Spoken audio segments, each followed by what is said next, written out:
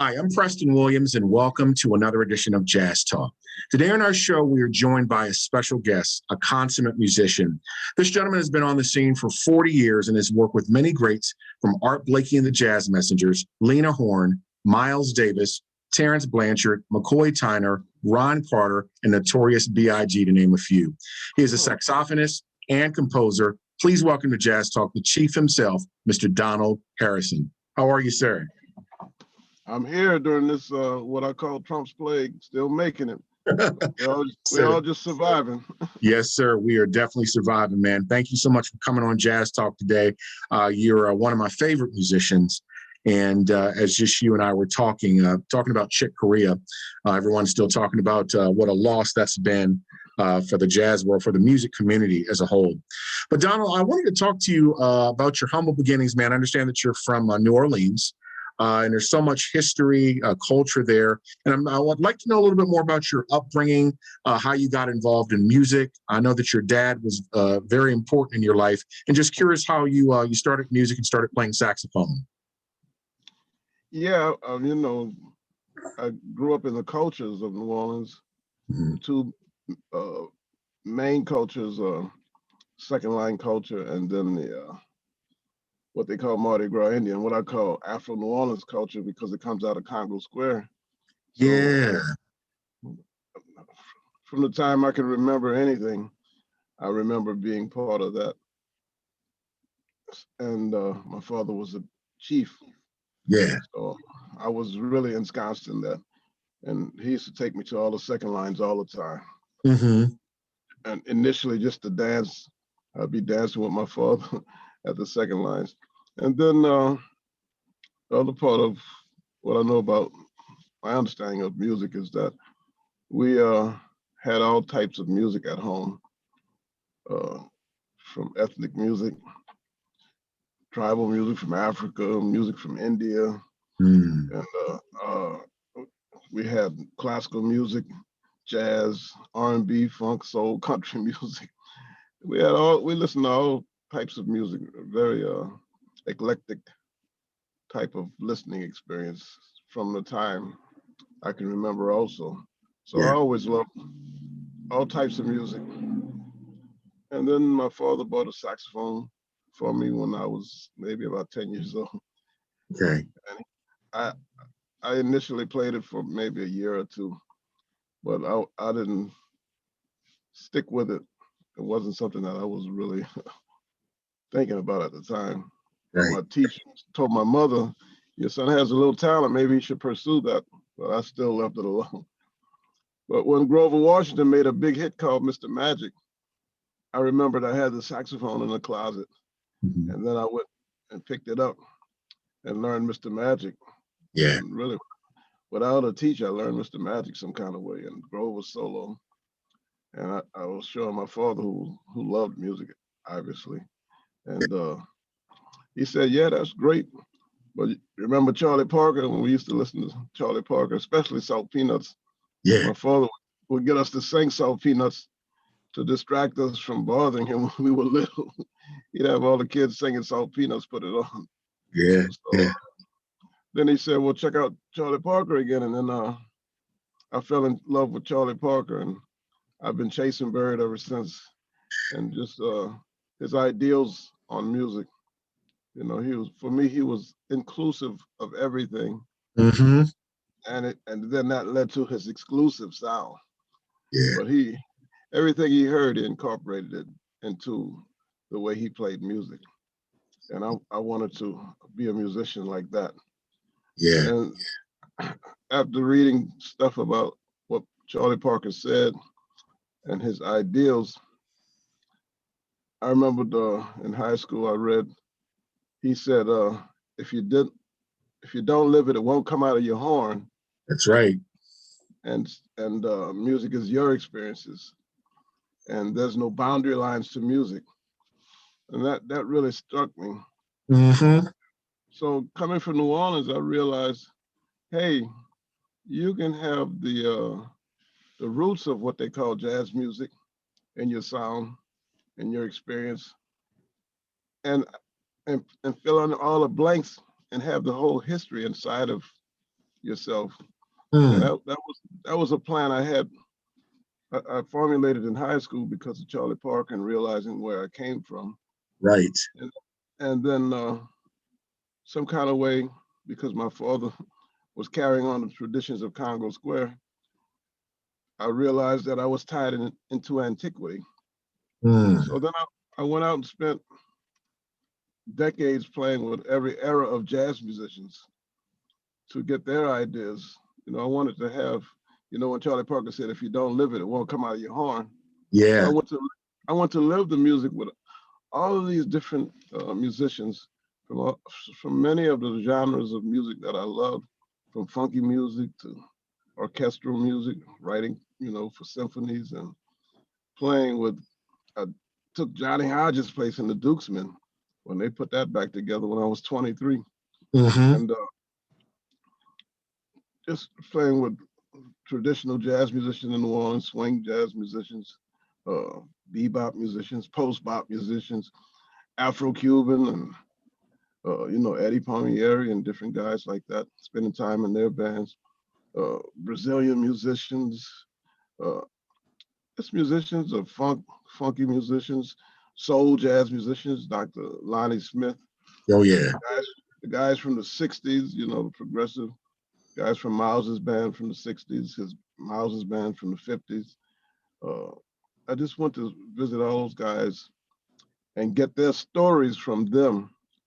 Not what I didn't want what I read in the book. I wanted them to teach me to Firsthand. be on Yeah. to be on the bandstand with them, so I could try to figure out as best I could, and then take all those lessons and create what I could from all of those things. And so that's where I am today, taking all of those lessons. It was a lot of sweat equity and a lot of paying dues. You have Yeah. to play all those styles and be accepted by all those different musicians in their styles.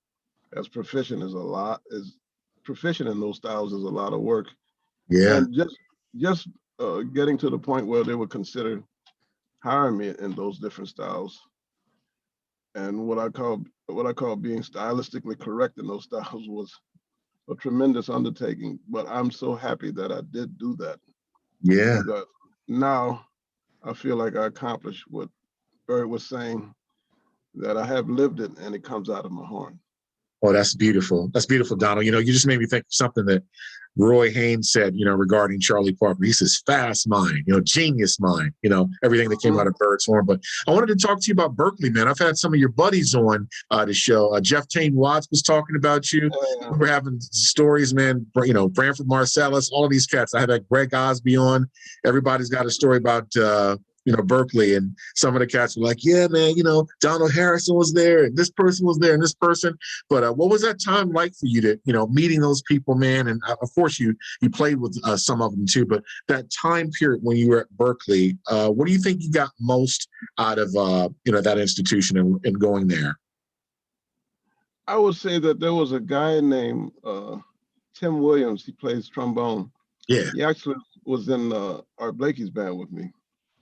And Tim comes from Kansas City, yeah, and he used to have jam sessions every day. He would organize these jam sessions and make sure that we came.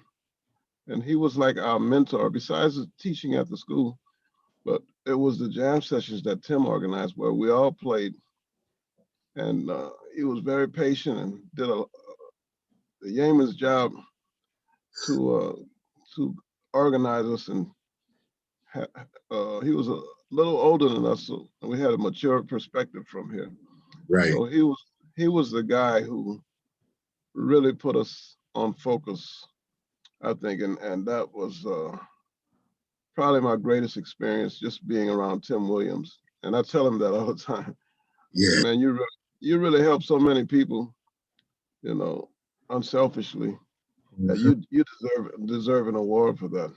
yeah, And just helping, young minds have a tendency not to think correctly, but so when you have somebody older who can say, well, no, this is a better way to do that, it really helps you. And yeah, it kept me humble, and it kept me in a loving perspective for everyone. So I really appreciate him. That's one of the greatest experiences I can say. People should look up Tim Williams. And I also tell him all the time when we played with Art Blakey, he was so mature past what we were doing. Yeah. So he gave us, Mulgrew Miller was also very, very mature in his playing. Late Mulgrew Miller, yeah. Yeah, those when I was with Art Blakey, those two guys were my heroes because they played so mature, and Yeah. I always look to mature players for guidance. So Mhm. that's another thing about Tim Williams. Yeah. He always knew exactly for me what notes to hit. And right now I'm playing with Dr. Eddie and Henderson and his band, and Oh yeah, so he Cookers. was, no matter what style of music that he played on or how hard it was, he always for me got it right. So he's always been mature. He's all these guys who play like that and think like that. Gary Bart's another guy we mentioned on Mm-hmm. saxophone. Mm-hmm. These people have a maturity about them that I always wanted to be like. So these are some of my heroes. I know I got off topic of Oh Berkeley. no, brother, you're not off topic. I love it. Keep going. This is good. And then also when I first got there, Billy Pierce was my teacher, my saxophone teacher. Saxophone. Oh, Billy Pierce. Okay. Yeah. Okay. And he was in Art Blakey's band. So That's right. he And was the eventually he first. went on. Yeah. Eventually he went on to be with the Tony Williams Quintet. Yeah. Yeah, he played with Tony as well. Played with everybody, I guess. But at the time when I was at Berkeley, he was the guy who actually introduced me to Art Blakey. I was about to ask you about that. I'm like, Donald, you go to Berkeley. I said, how did this brother hook up with Art Blakey and the Jazz Messengers? I'm like, wow, Yeah, but I really played with Roy Haynes first. I started Played with with Roy Roy Haynes first. Okay. when Okay. I was 19. I was 19 years old. I went to go see him, and ironically, there was a jam session, between sets So I joined the jam sessions, and he said, "Oh, you've been born again." I guess because Bird was my man, so I guess he heard some Bird in me. Yeah. And so he said, "You've been born again," and then he hired me. Wow.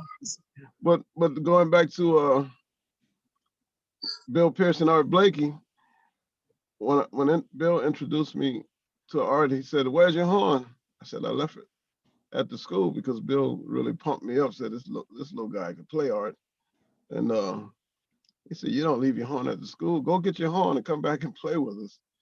So I sat in with Art that day, Wow. and then after we finished playing, Art said, "One day you're gonna be a jazz messenger," and just true to farmers, he said, I think it may have been a year or 2 years later. Marcellus brothers were leaving, Yeah. and he picked myself and Terrence.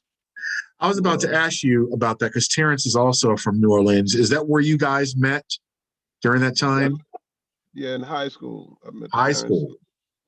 Yeah, and we played in a summer big band or something. Yeah. And Yeah. then we hooked up again. He was teaching at Rutgers. No, he wasn't teaching. He was a student at Rutgers.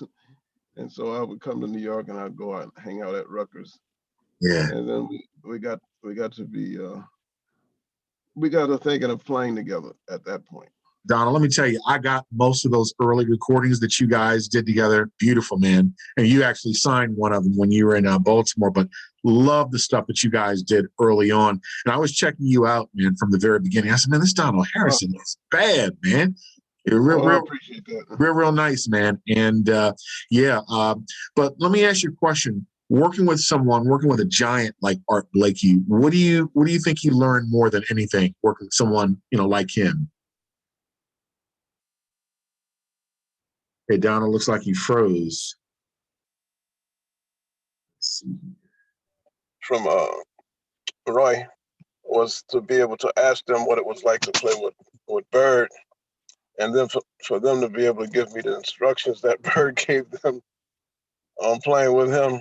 Yeah. Work that stuff out. Yeah. With them on the bandstand. So that was really incredible for me to have that experience, and And then one day Roy told me I was his bebop brother. That made my my century for Roy Haynes to say, "Oh, you understand a little bit about this now." And it Yeah. was because I asked the question and they told me about it. They was, I would do things and both of them would say, "Oh no, that's not the way Bird did it, and this is the reason that he played this, and this is why, and this is the situation, and this is how we interact together." Yeah. All those lessons. Now, when I listen to bebop, I have an understanding I know I would not have had if I hadn't been around all those beboppers, and then try to learn that from them. But Yeah. Art Blakey could teach you how to play just by the way he played his drums. Hmm. And he could teach you how to build a solo, when to play a lot of notes, when not to play. And another thing about Art Blakey was that he talked you through your solo. You couldn't hear him, but the musicians on the bandstand could hear him saying things like double up. I act the fool. I play the blues. Giving you ideas to play while you played. Yeah. I don't think you could do that in these times, and musicians be happy. I Wow. feel fortunate that I had Art Blakey, as he says, get me together with how to do all those things on the bandstand. Yeah. Yeah. He was great, man. Art Blakey was unbelievable. Um, I just pause this for a second. I'm getting some feedback. I paused the recording. I don't know what's going on. Something happened to the sound. You went low, and then you come back now, and I'm getting an echo of everything I'm saying. Okay, let me see if I can fix that. Something did happen. Are you driving right now, Donna? Or are you close by your home? Okay, I just figured out what to do. Oh, Should be okay. good. Should be good now. Okay. For some reason, it's like I'm getting a delay every time I talk to you. It's like a 3-4 second delay, and I'm hearing It myself. still happen? Yeah. Wow. It's like every time I say something to you, I hear three. Is it better now? Oh my gosh, it's perfect. Whatever you did, you just fixed it. All right. You just fixed it. Okay, let's get back. Okay, let me hit record again because I had paused it so none of this picked up. Okay. All right. So should I go back on topic about art? Yeah, share that story again. We just had some technical difficulties. We were talking about Art Blakey. What was it like working with him? Being in this group. Yeah, please share that again, Donald. Yeah, well, one of the things I feel very fortunate to have happen when I played with Art Blakey as well as Roy Haynes was the ability to talk about Charlie Parker and what it was like for them to interact with him. Yeah. And they gave me the same tutelage they got from Charlie Parker. So I guess it's a turnaround. The saxophone player talked to the drummers about what they were working out, and then the drummers talked to a saxophone player about what they were working out in those early years of bebop, in the years of bebop with Bird. Yeah. So I got a chance to go on the bandstand and work out all the things, not all of the things, but some of the things that they experienced with Bird. Mm-hmm. The who, what I call the who, what, when, why, and where. You play this right here, and then the drums do this, and this is why you play this sound. This is why Bird was quoting these things on the bandstand. Mm-hmm. Just a million and one things like that over the years go inside of you, and you understand them to a certain extent. One of the happiest moments was when Roy Haynes told me I was his bebop brother. Oh wow. And that made me very happy. Yeah. But Art Blakey, being around him, he taught me a lot about a lot of different things. He used to say, let the punishment fit the crime. And what he meant was, if you're playing the blues, play the blues. Whatever style of music it is, be true to it. Yeah. And he could teach you a million and one things just on the bandstand. Was he intimidating, Donald, as a band leader? I mean, I was, every night I was just in awe of his talent and the feeling of his playing, because all the jazz musicians who played with him, and many who haven't, they always say he's the most swinging human being on the planet. Yeah. I remember I watched the interview and he was talking about, well, I never went to school with drums, but I can swing. He knew he could swing. He knew it was swinging. And we knew it was swinging. And his beat was wide, as musicians call it, you know, was as wide as the Grand Canyon. And if you couldn't figure out how to swing from the way he played drums, maybe it wasn't in you. But it seems like everybody who played with him, they learned how to swing hard. That was one of the hallmarks of what Art Blakey did. Was he would say, "Swing you to death," you know. Yeah. I'm one of the fortunate who got to feel what that feels like standing in front of him. That's incredible, man. Yeah, like I said, a giant. You know, how many people can say I played with Art Blakey? You know, but even throughout your career, Donnie, you've played with some heavyweights, man, some major people. I was going to say, how did you get to play with Lena Horne, man? Oh, that's my friend Rodney Jones, a great guitar player. Yeah.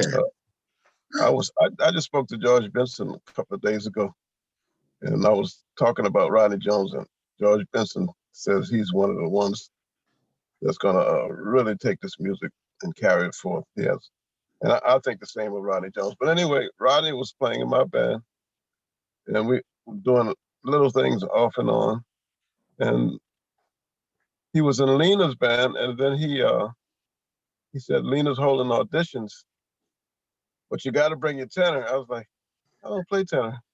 But when he said Lena Horne, I said, well, let me try. I didn't think I was going to get the gig because I don't really play tenor and hadn't played it. Mm-hmm. But I went in and I was amongst the people auditioning. And then I got the call back and they said that Lena liked the way I played. Oh, So wow. then I stayed with her, you know, for about 6 years. You know, whenever she worked, she would call me, and I was a soloist. Oh, that's beautiful, man. She used to make me stand. I was kind of shy, but she loved a musician, so she wanted to promote us. So she used to make me stand right next to her, come out front, and I go hide in the back again, try to stay in the back, and she wouldn't let me stay there. She was beautiful like that. Yeah. And then I love the fact that she gave me the nickname Cool Breeze. Cool Breeze. Okay. Yeah. So a lot of great things from Lena. We called her the lady because she was so classy.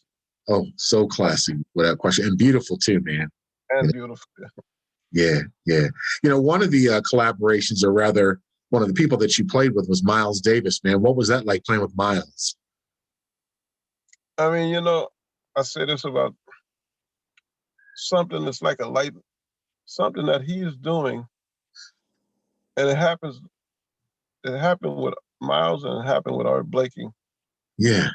The first time you play with them, it's like a light switch goes off. You understand all the stuff that you have to go work on. So that happened, and it fine-tuned you to another degree. And it happened for me immediately. But Miles Davis is another guy I asked a lot of questions about Bird, and he helped me to understand facets of bebop. He was just into a lot of things.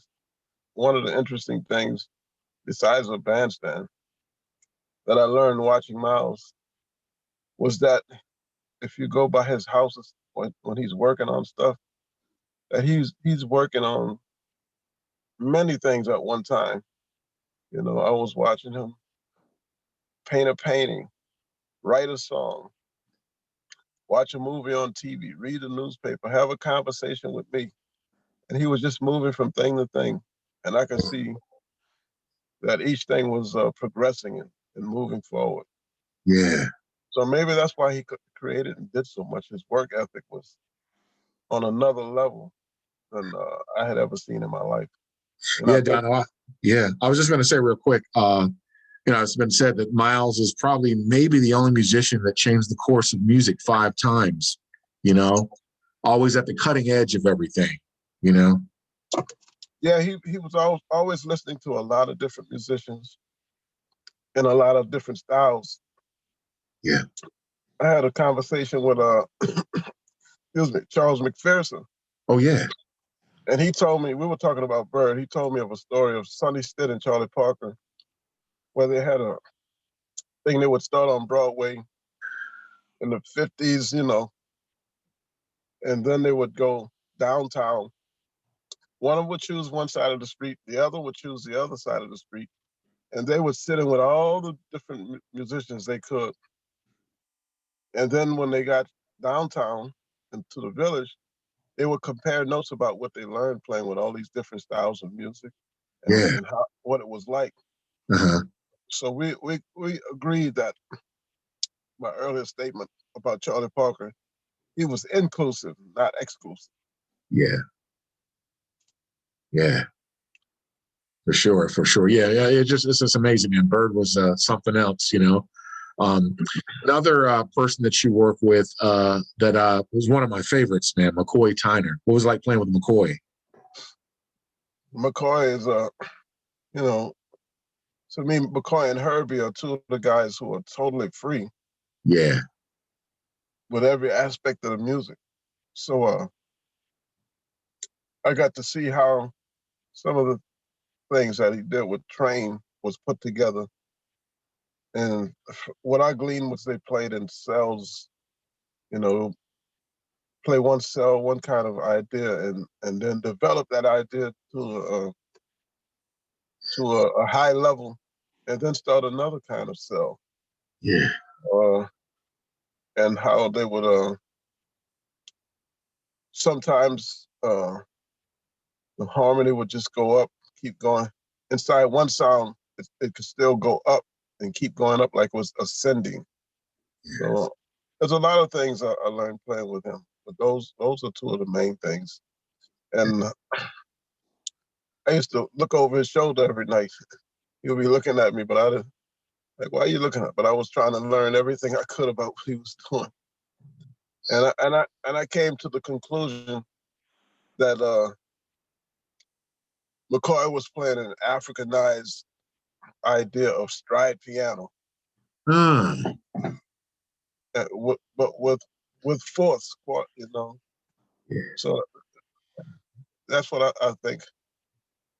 I mean, that's the only thing because I always thought when I was listening to McCoy, I was like, where did he get this style from? Because nobody has ever played like this before. Right.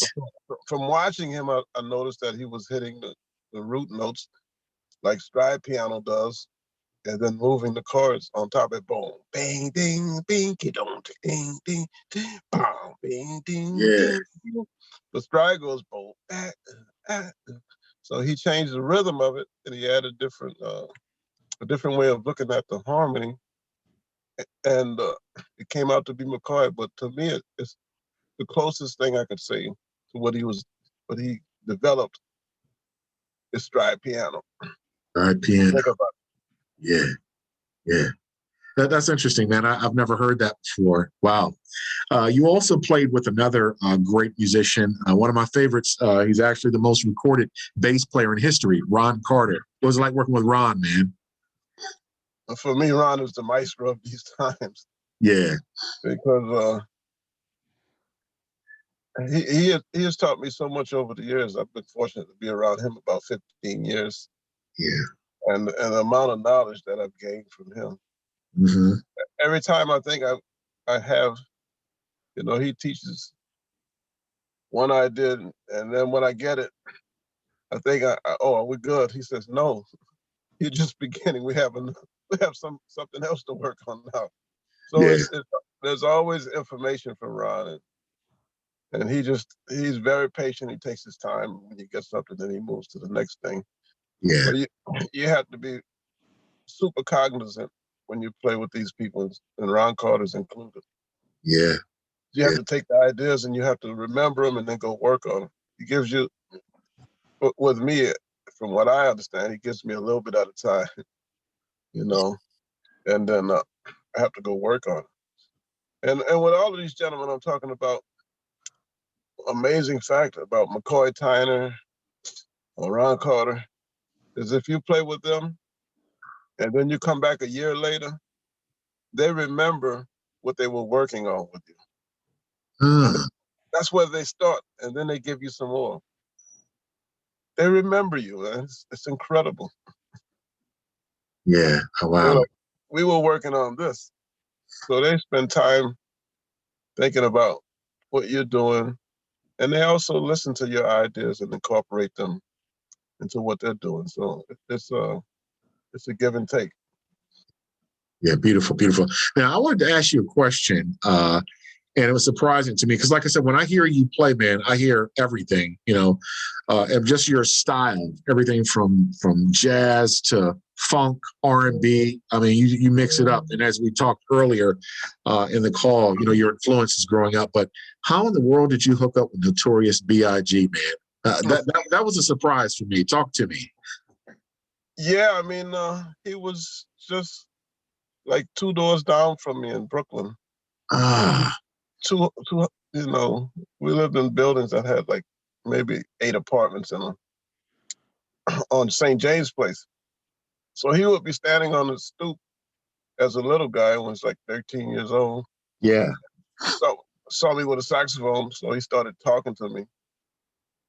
And I guess he liked music. And then the next thing I know, we became friends.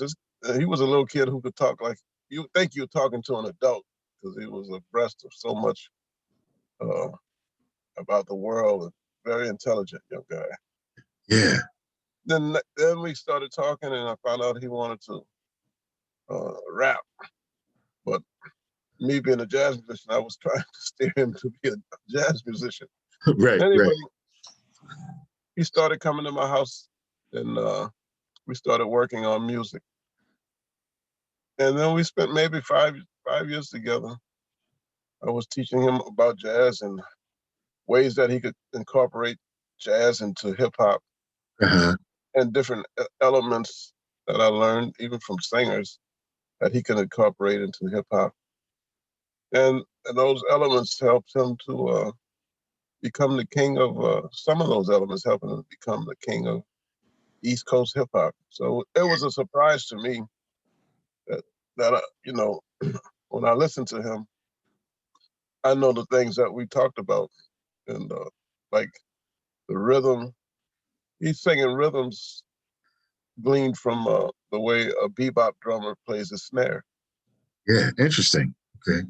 Just a lot of different things that we talked about Yeah, that he was able to master and put them into his flow in hip hop. yeah, It's always amazing how far he took that. And one of the things I also remember was that if I gave him an idea to work on, the next day he had really worked on it and he had different angles. He would say, well, we could do this with that and we could do that and we can move it around like this. So he actually learned what he could from what I was saying and then came up with other ideas past what I had said. I found that amazing.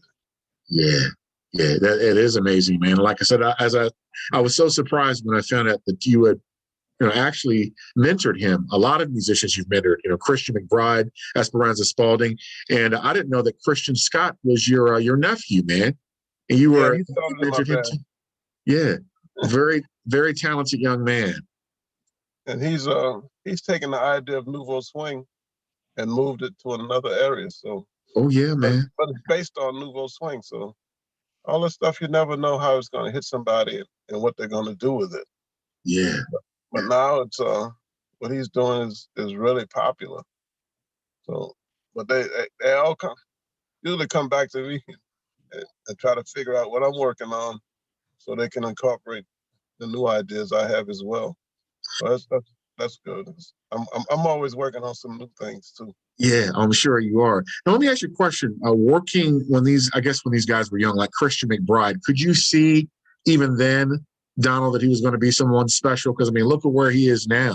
Yeah, I knew it when he was 14 years old, and this one of the reasons I knew it because he first sat in with me when Terrence and I had the band. Yeah, He was 14 years old, and we were playing some advanced music, in my estimation. But some of the things we played in the studio, and then we never played them again and we didn't really have charts for that stuff, so we couldn't remember it. We'd have to go sit down and listen to our own records to figure out what we had came up with on some of the songs. Yeah. But when Christian, this is how we got to sit in. He said, I play bass. I said, yeah, but we're playing some music. You probably don't know it. He said, yeah, I know you guys' music. And he sat at the piano and he played the songs, and he played the songs that we forgot about. Oh my gosh. And he played them on piano and he was getting all the chord changes right. I was like, yeah, you can sit in on bass. And he came in, he was so good. We were like, oh, we need to hire him. But at that time, his mother was like, he's too young to go on the road. So we left him in Philly. But when he got to be 18 years old, I asked him, could he come on the road? And he started doing things with me. Started doing things with everybody. But I knew when he was 14 that he was a special talent. And he proves that every day. He's played with everybody. He's played with everybody, man. Christian's like everywhere, definitely. I was going to ask you, back in 2007, remember you were Person of the Year. Jazz, I think it was a Jazz's magazine had you a musician or whatever of the year, man. Let me ask you a question. What did that feel like? What did that mean to you, being recognized like that? Because, you have a lot of peers, a lot of other musicians out there doing some amazing stuff. But for them to recognize you like that, I'm sure that was a big honor for you. I mean, it's always amazing when someone gives you an accolade. And yeah. I was surprised when it was very, very nice to me. Yeah. A very nice experience to me. But you can't, you got to remember not to rest on your accolades. You got to keep working on music. And for me, the beautiful thing about music is that it brings people together. Yeah. So that's the focus of the reason I play music. Yeah. To enlighten myself and enlighten anybody else who can find something of value in what I do. And that's what I guess the magazine felt that year, that there's some value to what I do.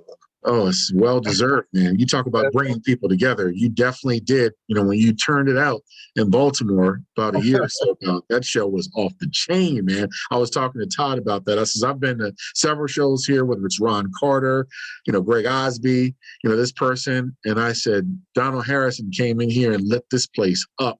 And I remember you had Sean Jones with you that night. Y'all killed it. I'm like, this is an amazing show. I loved it. Something else I wanted to ask you about, man, your many talents. You're also an actor, too. Of course, you were in Spike Lee's, when the levees broke, saw that. And also this HBO series thing that's going on. What is it called? Trimme or something like that? You've been in like 8 or 9 episodes of that. Tell me about that, man. How did you get involved with that?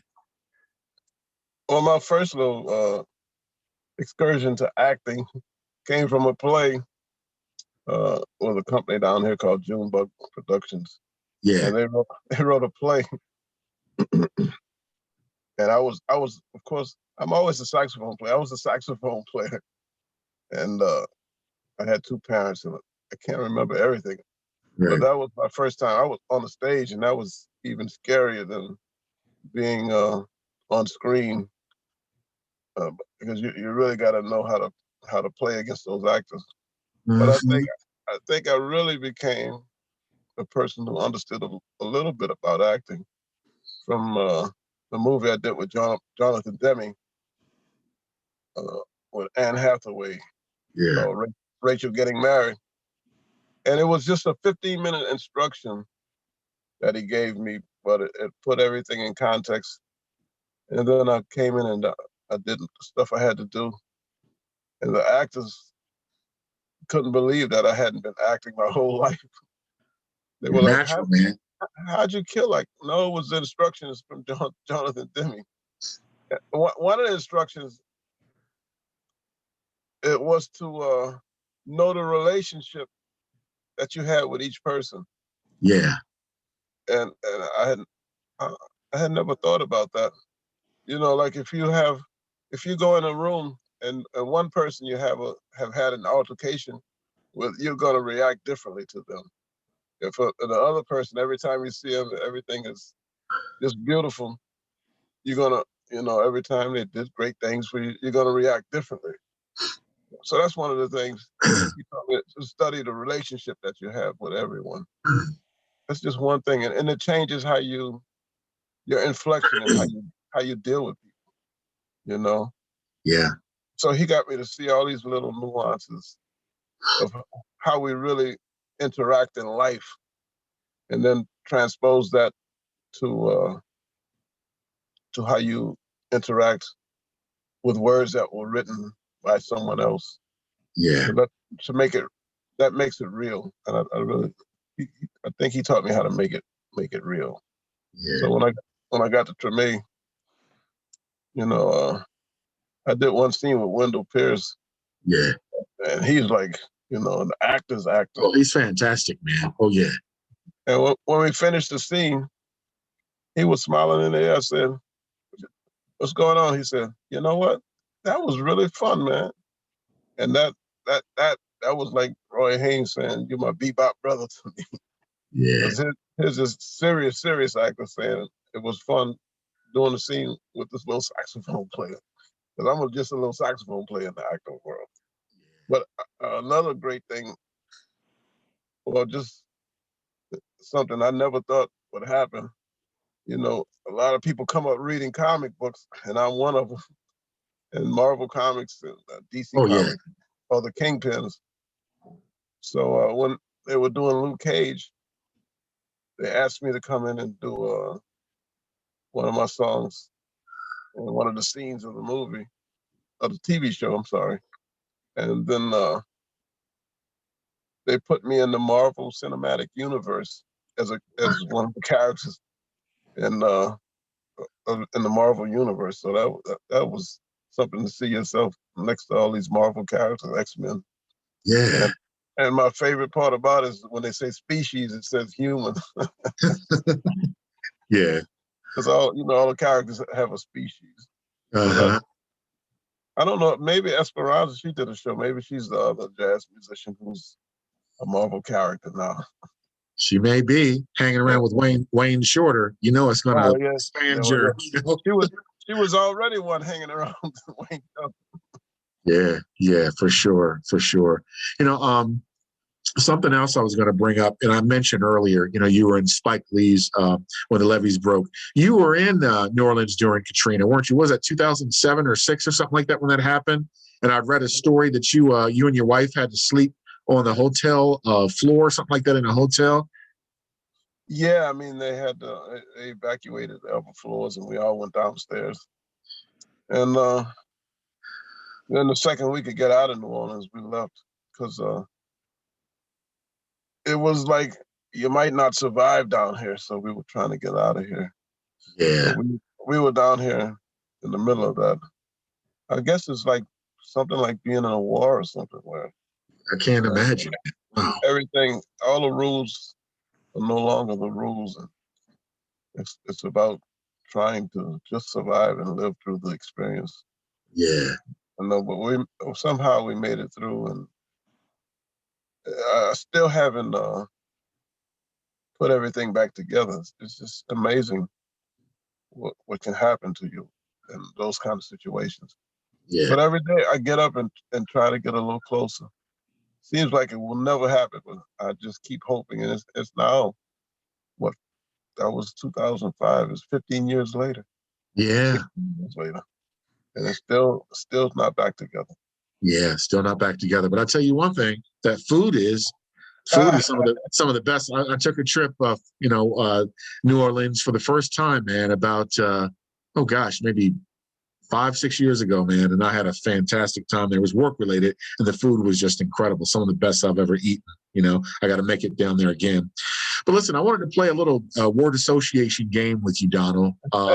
There's no right or wrong answer, brother. Just say the first thing that comes to mind. We're going to talk about saxophone players, and when I mention the person's name, just say whatever comes to your mind. First name we're going to hit is Charlie Parker.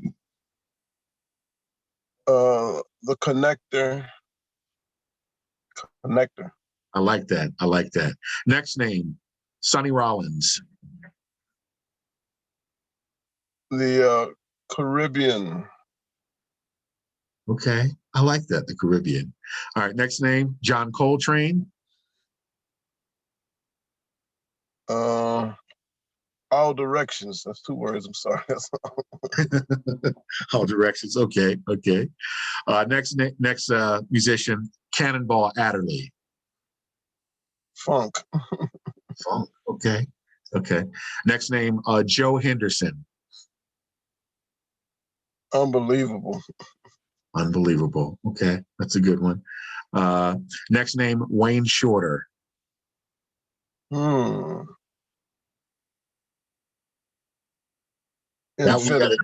Infinity. Yeah.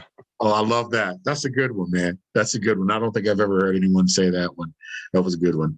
Next name, Gary Bartz. Hero. Okay. He's my hero. Yeah. Next name, Azar Lawrence. Wow. Azar. Okay. Contemporary. Okay. Next name, Bobby Watson. KC. Okay. All right. Next name. Kansas City. Okay. Next name, Branford Marsalis. Intricate. Okay. Intricate. Yeah. And you know what? I'm going to do one more, but I'm going to do this one myself. I'm going to add that a name, and that name is Donald Harrison. And the first thing that comes to mind is class. That's the first thing. That's the first thing that comes to mind, man. You are a class act, beautiful cat. Your career, your music, and like I said, I've been listening to you, man, for the last 35 plus years. And you just continue to amaze me, the stuff that you come up with. And just wanted to ask a little bit more. Maybe you can educate me more, because I found it interesting. I was looking at some of your photos regarding the New Orleans, was that the secret tribal culture thing? I was thinking about that and reading about that. And I looked at some of your photos with you. It was beautiful, man. Tell me more about that and educate me, because I don't know a whole lot about it.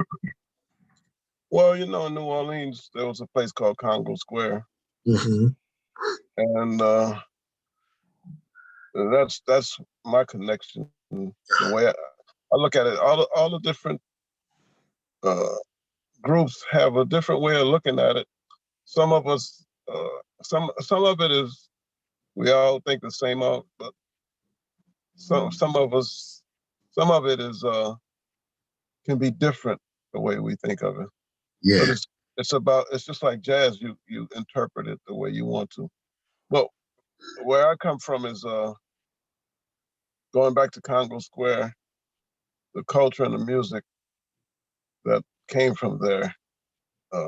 I'm an offshoot of that, and part of what I do is to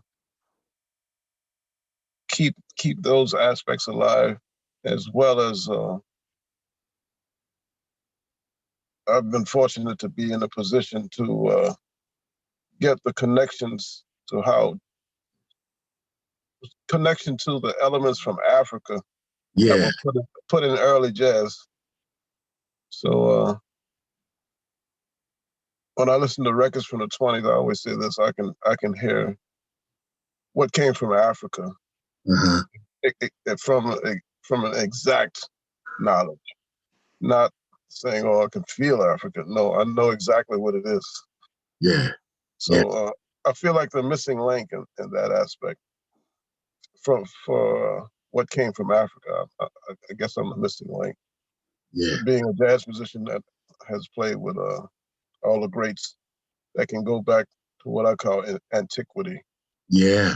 And say, this is how this is put together. This is why you do this from a different perspective.